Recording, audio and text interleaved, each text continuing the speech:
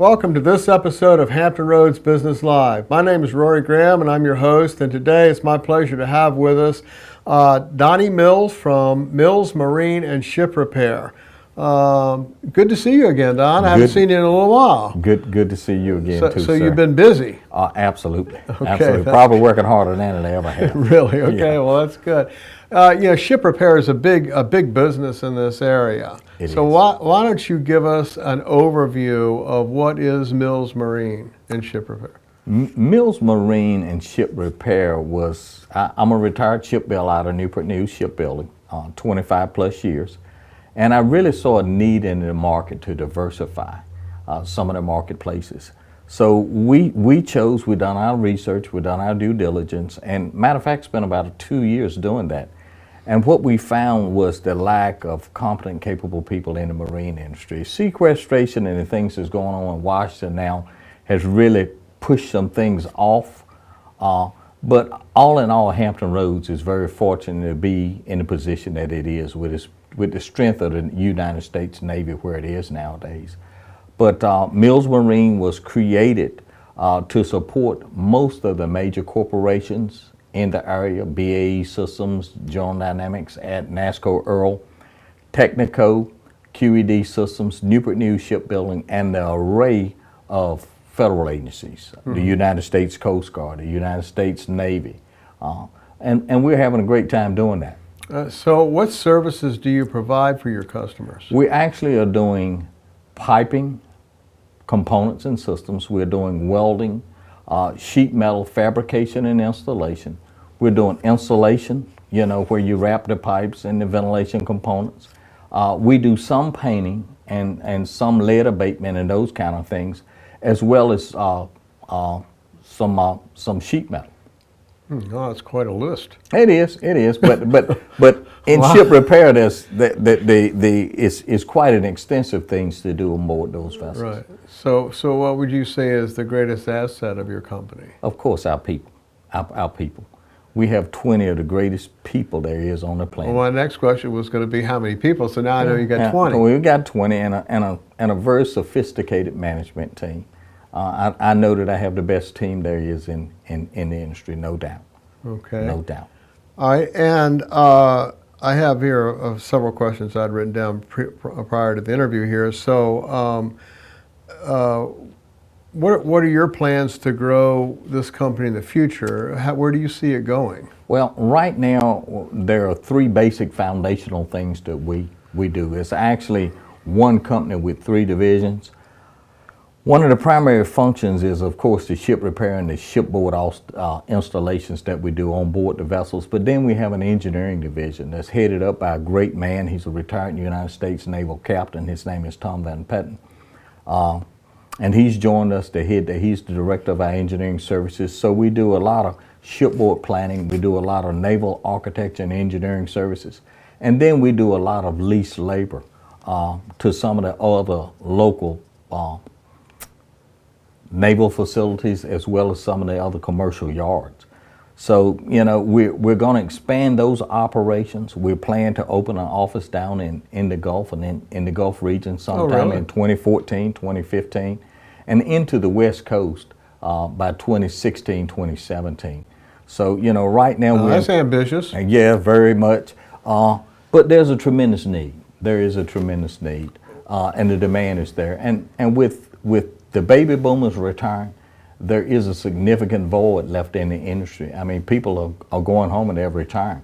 So the need for skilled tradespeople is humongous. And I suppose there's certifications required for this? Oh, absolutely. Right now, Mills Marine and Ship Repair, LLC, we're a hub zone company, which means that 35% of our employees have to come from a hub zone. And a hub zone is simply an area that's economically depressed. And we've decided to leave our corporate offices there. That's most of the country, isn't it? Yeah, it is. You've always been a joke. But yeah, it's I couldn't help but really take a resist it. shot. You couldn't resist I had it. to take a shot. But it serves the community well. Right now, roughly 47% of our personnel come from that hub zone. We're also a service disabled veteran-owned company who's pursuing their 8A certification. for the Small Business Development Program. We're also part of the Virginia Ship Repair Association, and we've recently went through our quality assurance certification and passed that with flying colors. That I'm proud to admit that. And there's so many other good organizations out there that support us and the things that we do. So. Well, we were just joking a little bit about the economy, but the sequestration is something that impacts a lot of people and certainly impacts this area. It does. So how do you see that impacting, or what impact have you seen that have, and how are you all Rory, dealing with it? A lot of the people that we're working for or working with have had to push off their maintenance contracts. It's hard to plan and and look forward into the future when the government is waiting for the fiscal year to end. And I really think that all in all, that the nation as a whole, it's going to be a tough decision. But this is what I know: the vessels have to go to sea. We have to maintain the military strength of the United States Navy, and there's a lot at risk when we don't do that. It's kind of like the maintenance on your car. If you continue to push it off, you wind up buying another car and replacing it, rather than if you'd have performed the maintenance as it was scheduled, it would have lasted the duration, or you would extend it the life. I have faith in this nation. I have faith in the political process. I have faith in some of the politicians that we got in Washington, in spite of what's going on right now. And I truly believe that we're going to be all right as a whole. I do. Okay. Another question I had here is, what is the greatest challenge that you face and that could hinder your growth? Sequestration is one of those. Say all the things you just said you have faith in. All of the things that we have faith in. Yeah. But that's definitely in the forefront of our mind. But we have to be cautiously optimistic, and I agree with that. Yeah. You have to have an optimistic way of not saying that everything's going to be fine, but you have to say, I can figure a way to deal with this and learn from whatever you're going through, try to make it a positive. And that's what we're doing. We're definitely diversified. So we cover a lot of different areas. We're just not in one federal agency. We're in a lot of federal agencies. We have a lot of federal customers. But we also have a lot of commercial customers. I was going to ask you that, if you had a lot of commercial customers that aren't federal. We do. Yeah. We do. Okay. As a matter of fact, I would probably say now it's about 80 to 20%, 80-20 on that. Really? Yeah. Really? Because, BAE Systems and, General Dynamics, as well as Newport News Shipbuilding. These ship outs and the maintenance and the constructions are long-range plans. So, even though you might defer some of those things, it's not in the best interest of the nation or the region to just not do those things. Another question that I had down here was, who will benefit from the growth of your company, and how will they benefit? Because you talked about a pretty ambitious plan there. We do.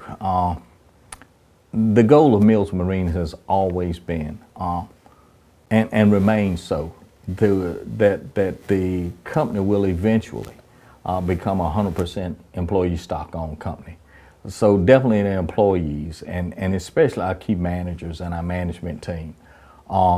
Right now, we're paying an above average wage. So the people that we're reaching out to, we have a partnership with Tidewater Community College and Paul D. Camp. We have internship programs that we're providing to the local community college system, as well as we have some second chance opportunities for some of those people who've been less fortunate than ourselves. So the community at large, first and foremost, then the people who come to work with us. If our rate of growth continues, we should be over 50 employees by the end of 2013, by the end of this year. Okay. Well, we can always hope that that's the case.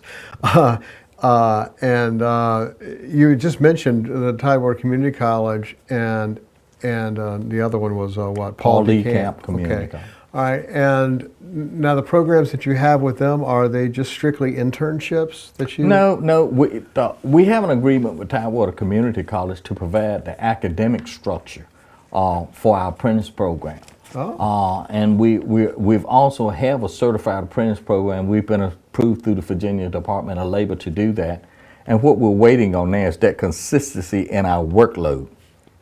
As soon as we produce that consistency, because our apprentice program is a 48 months, so you need contracts of at least 48 months to continue to employ people. And that's very aggressive. We hope to have our first people on the deck plates and enroll by the first quarter of 2014. And we have some people who are already employed who qualify for that program already. Mm-hmm. Now, do you do internships? Yes. Okay, so they come in and they're not paid, but they get to learn the trade? Or? Well, most of our internships right now through our engineering programs and our administrative team. I guess the apprentice program covers more of that trade-related piece. We haven't been really doing internships on the trade side. Mm-hmm. Okay. But definitely on the engineering piece and administrative side. Yeah, well, internships is a good way for people to get some experience, but it's also a good way to find some good people. We've had some real good success with that. Yeah, I have too. Yeah. We have, and not only that, but it's a way to give back to the community and the intern. Mm-hmm. To teach them the responsibility of what it's like to show up every day to work, what it's like to take responsibilities for that job on that particular day. And we've had some bright young people. The director of this show came to me through an internship, and I was so impressed we hired her. Yeah, that's good. And we've got some that we'd like to employ as well. Yeah, so that's a good. What was the hardest thing that you have found about doing this that maybe you didn't expect? What was the surprise? I didn't tell you I was going to ask you that, so he put you on the spot. No. Then I'm going to ask you for the best thing. I would probably say gaining interest into the federal agencies, pushing your way into the federal agencies. Is it like a good old boy network? No, it's not that, but everything there is based on past performance and accessibility. So, it's kind of like the good and the evil. I mean, how do you get past performance if they don't give you a chance? And if they give you a chance, they don't want to give you a chance unless you got to pass performance. But even that, with that, it's been a pleasure to get to know most of the people that we've had interface with. And I can tell you the support has been overwhelming. Through the SBA, from the Richmond SBA, right on back down to the contracting officer here in the local regions. It's really been a great thing. So what has been the something that you have found to be something that was pleasantly unexpected? I've had the opportunity to give people who wouldn't necessarily have a well-paying position employment. That has been amazing. Mm-hmm. To see some people who didn't come out of high school. We've got a policy that you need. We will hire you if you're in a GED program, but you need to be enrolled in a GED program. And we've seen some of those people go on to excel. They've actually become some of our best employees. And because they realize how valuable that opportunity is for second chance. Mm-hmm. So every day I get up, it's been worth it just to see that. And we continue to add to those roles every week, every month. Right. Well, it's good to do something that you love doing. I haven't worked in a long time. Yeah. I haven't worked in a long time. It's they say love what you do and never work another day in your life. Not only am I passionate, I can't wait to get up in the morning to go do what I do. Right. Even the bad days are great days. Right. Yeah. Well, they say that having your own business, the highs are incredibly high, the lows are incredibly low. Even with the lows, I realized that the mandate. I like to share something with you that you in the viewing audience probably don't know. In the midst of our research, when we done our business development plan, what we discovered was since the inception of the United States Navy in 1791, that there had never been an African American firm in the history of the nation that ever had primed on any U.S. vessel in the fleet. So we're going to be the first. Mm-hmm. We're in hot pursuit of our agreement for boat repair and our master ship repair agreement, which you have to have. But we're not only making history, but we're having a lot of fun as we make history. So, you know, it's been a privilege and an honor to do that. And the men and women who've come alongside realize the mandate that's upon their lives to engage, and they have. They really have. Well, wish you some continued success in that. And is there anything that I didn't talk about that you wanted to mention? Nope. Other than the fact that we're getting ready to go into our first fundraising campaign through crowdfunding, which I think is an excellent vehicle and an excellent platform. And you know, if you go to our website, there's going to be a little bit more information about that. Please connect to us on our LinkedIn or through our Facebook account. The web address is www.millsmarineshiprepair.com, all one word. And, you know, look us up there. Let us know how you feel. Well, that information will be at the end of this video and at the bottom of the page. So, all right. So if you're looking to hire a good marine or ship repair company, you're looking to Be employed. That was my next, just give me a second. Or you're looking for employment in that industry, then check out their website and give them a shot, and maybe you could be a part of history there. And I know that we are lucky to have a company like you in Hampton Roads. Anybody providing jobs is welcome in Hampton Roads. So check out their information. Their contact information is at the end of this video and at the bottom of this page, and I wish you a lot of continued success. Thank you so much, and thank you for being the friend that you have over all these years. Thank you okay, no that. problem. Thanks. Okay. Bye. Yes.